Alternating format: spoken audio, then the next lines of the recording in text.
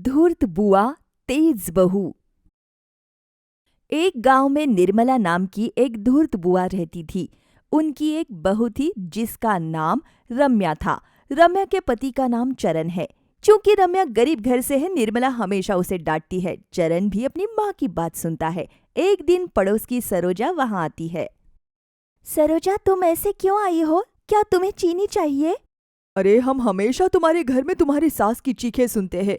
क्या तुम जानती हो कि हमारे घर में बंधा हुआ कुत्ता भी ऐसे नहीं चिल्लाता? अब मैं तुम्हें क्या बताऊं? गुस्सा कर देने वाली मेरी सास हर बहस में जीतना चाहती है। मेरे पति को भी इसकी परवाह नहीं है। तुम अपने सास के इस व्यवहार को सुधारने के लिए कुछ करती क्यों नहीं? मैंने सब कुछ ट्राई कर लिया पर कोई फायदा नहीं। रम्या सरोज से इतनी बात करते हुए निर्मला वहां आ जाती है। वो सरोज को देखकर गुस्सा हो जाती है। हे भगवान, कुछ कुत्ते हमेशा घर आते हैं। अरे सरोज, जाते वक्त तुम उन कुत्तों को भगा देना, उनके पास कोई काम नहीं है। ठीक है मौसी। देखो, तुम्हारी सास मेरे बारे में बात कर रही है। मैं तुमसे बाद में बात करूंगी। ऐसा कहकर सरोजा वहां से चली जाती है। उसके जाने के बाद निर्मला ने अपना बेवकूफाना तर्क बयां किया।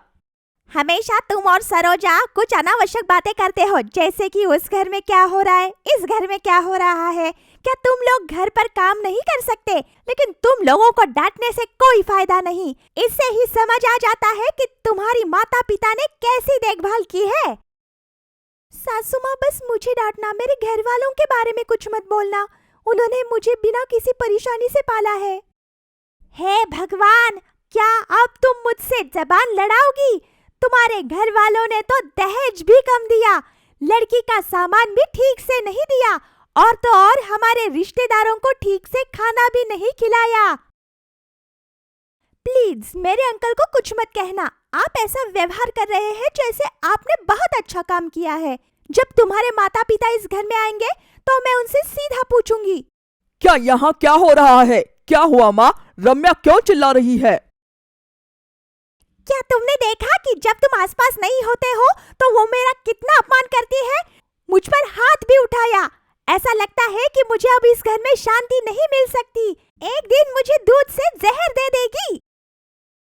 जब निर्मला आंखों में आंसू लिए ऐसा बोलती है तो चरण को गुस्सा आता है। इसी गुस्से में वो रम्या को थप्पड़ मार देता है। रम्या रोते हुए अपने कमरे में चली जाती है। अगले दिन जब निर्मला घर पर नहीं होती तो सरोजा आती है। सरोजा को रम्या की स्थिति पर तरस आता है। तुम और कितना सहोगी? तुम अपनी सास का मुंह बंद नहीं कर सकती क्या? मैं पूरी रात इस बारे में सोचती रही। मुझे अपनी सास का मुंह बंद करने की जरूरत है। मेरे पास एक अच्छी योजना है, यहाँ आओ। रम्या सरोज के कान में फुसफुसाती है। रम्या की योजना सुनकर सरोजा भी खुशी से झूम उठती है। इस बीच रम्या अपने कमरे में जाकर एक चटाई लेकर आती है। वो अपनी सास निर्मला को घर में प्रवेश करते हुए देखती है और सरोजा से कुछ कहती है, जैसे कुछ गुप्त बात कर रही हो। देखो सरोजा, मेरी सास को इस बारे में पता नहीं चलना चाहिए। इसे अपने मन में ही रखो। वो सोना, जेवरात और सब पैसा मेरा होना चाहिए। हाँ, मैं कभी नहीं कहूंगी। कोई नहीं जानता कि ये जादू की चटाई है और इसे लेकर रात को गांव के अंत में बरगद के पेड़ के नीचे पूजा करने से धन और आभूषण की प्राप्ति होती है। तुम किसी को नहीं बताना। आज मुझे थोड़ी जल्दी नींद आ रही है, इसलिए मैं कल रात जाकर पूजा करूंगी। तब तक मैं इस जादुई चटाई को सावधानी से हमारे घर के बरामदे में रखूंगी। अगर मैं ऐसा करूंगी तो मेरी सास को भी कोई शक नहीं होगा। हाँ, ये ठीक है।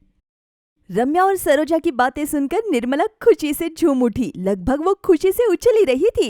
इसके बाद वो घर आती है जैसे उसे कुछ पता ही ना हो। निर्मला के आने पर रम्या और सरोजा ने बात करना बंद कर दिया। ठीक है रम्या, मैं चलती हूँ। मैं बाद में आऊंगी निर्मला मौसी। ध्यान रखना बहू। मेरी प्यारी रम्या, तुम बहुत थकी हुई लग रही हो। जाओ और आराम करो। नहीं सासू माँ, मुझे खाना बनाना है। जब आपका बेटा आएगा तब मैं खाकर सो जाऊंगी। बाद में उस रात जब रम्या और चरण अपने कमरे में सो रहे होते हैं, निर्मला सावधानी से बरामदे से जादू की चटाई उठाती है। वो देर रात घर से निकलती है और गांव के अंत में बरगद के पेड़ के पास पहुंचती है। बरगद के पेड़ के नीचे चटाई बिछाकर वो मंत्र पढ़ती है। मंत्रों का जाप करते समय वो खुशी से अभिभूत हो जाती है। आशा करती है कि उसे और अधिक सोना और गहने मिलेंगे। इस बीच पेड़ के पास भूत की चीखें सुनाई देती है। तब निर्मला तनाव में आ जाती है। कौन कौन है? कृपया मुझे कुछ मत करो। भूख लगी है, मुझे बहुत भूख लगी है। मैं तुम्हें खा जाऊंगा। मैं अपनी भूख मिटा लूंगा। कृपया मुझे मत मारो। मुझे उन आंटियों का खाना बहुत पसंद है जो अपनी बहुओं को रुलाती है। इनका मांस बहुत स्वादिष्ट होता है। मुझे वो खाना है। मैं तुम्हें अभी खा लूंगा। तुम्हें देखकर तो मेरे पसीने छूटने लगे हैं। ओह, तुम गलत समझ रहे हो। मैं उनके जैसी नहीं हूँ। मुझे अपनी बहू बहुत पसंद है। मैं अपनी बहू का बहुत प्यार से ख्याल रखती हूँ। फिर मैं कहीं और चला जाता हूँ। मैं बहुओं को सताने वाली आंटियों को खाता हूँ। ये बहुत स्वादिष्ट होती है। यह कहकर भूत वहां से चला जाता है। भूत के जाने के बाद निर्मला एक गहरी सांस लेती है और घर की ओर भागती है। अगले दिन जब निर्मला उठती है तो बाहर जाती है तो रम्या और सरोजा बात कर रही होती है। सासू माँ, मैं तुम्हारे लिए कॉफी बनाकर लाती हूँ। नहीं बहू नहीं, मैं अपनी कॉफी खुद बना लूंगी। आज से घर में ज्यादा मेहनत मत करो।